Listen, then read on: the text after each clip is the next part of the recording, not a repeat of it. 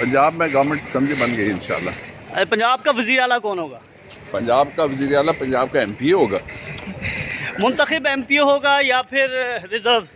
MP मुंतखब ही होता है। रिजर्व सीट पे आने वाली मुंतखब होगा वो MP होगा। अच्छा, मुस्लिम लीग काफ से क्या जो है मामला आता है? उन्होंने हमारे साथ मिलकर इलेक्शन लड़ा था। गवर्नमेंट में इंशाल्लाह काफ हमारे साथ होगी और जो आज़ाद हैं वो हमने नंबर पूरे कर लिए हैं अल्लाह की मेहरबानी से। जहाँ भी नंबर पूरे हो गए और मरकज़ में भी नंबर पूरे हो गए गवर्नमेंट बनाने के।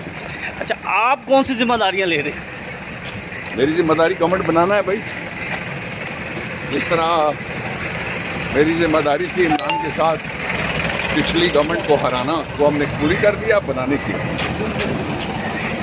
आखिरी पंजाब के वज़ीर आला के लिए कौन से नाम जो है पार्टी में डिस्कस हो रहे हैं, सिर्फ इतना बता दें। पंजाब का वज़ीर आला जिस तरह मैंने आपको बताया MPA होगा और नाम इमरान खान बताएंगे। इमरान खान के अलावा नाम का किसी को नहीं पता।